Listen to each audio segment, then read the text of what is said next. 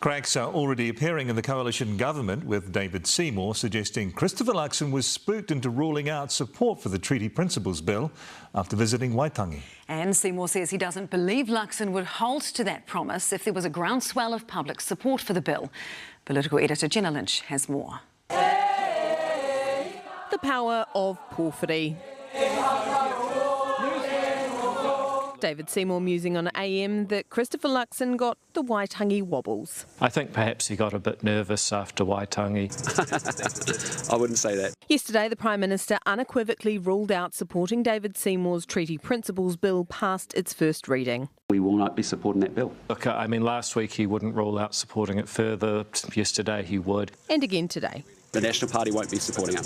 Seymour doesn't believe him. But ultimately, the bit I don't believe is that he won't change his mind if the public really want it. That's highly unlikely. The National Party position is rock solid. All politicians are very mindful of what the public want. It's our long-held position. We have positions on things and policies on things that on a range of topics that the public may have a different view from, but that's what we believe. The PM unwilling to stake his job on sticking to his guns. Will you stake your job on that then? Will you actually stake your job as Prime Minister on what you've just said?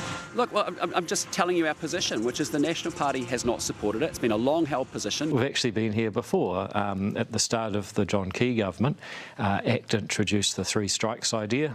National at the time said, oh no, we'd never, it's just not going to happen.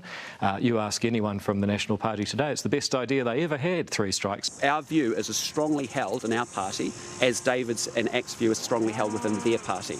Even when it comes to the timing, they don't agree. I think ultimately it's not about what I think or what Chris thinks or what we say right now. It's where the public are at in maybe a year's time when this thing comes up. We'd go through a 6-month select committee process and the thing will be wrapped up by the end of the year. While they walked side by side onto Waitangi grounds, Christopher Luxon and his coalition partner are getting further apart on a key part of the government's agenda. Our political editor Jenna Lynch joins us now. Jenna, how much of a headache is this going to be for Christopher Luxon this term? The frustration in the Prime Minister's voice seems only more pronounced by the day, and on some level fair enough. He's basically being forced by the guy who is about to become his Deputy Prime Minister halfway through the term to come out every single day and say until he is blue in the face that National is not going to support this thing. And no sooner than the words have left Christopher Luxon's mouth than David Seymour is out there undermining him, saying that Kiwis possibly can't trust the words that are coming out of their Prime Minister's mouth. Now, David Seymour is making it clear that he's not going to have this debate behind closed doors. He's not going to try and twist Christopher Luxon's arm around the cabinet table. He thinks the public is ready for the conversation. He is ready for the conversation. David Seymour has never ever met a television camera that he doesn't like, so he is going to have the debate in public, whether the Prime Minister wants him to or not. OK, Jenna, thank you.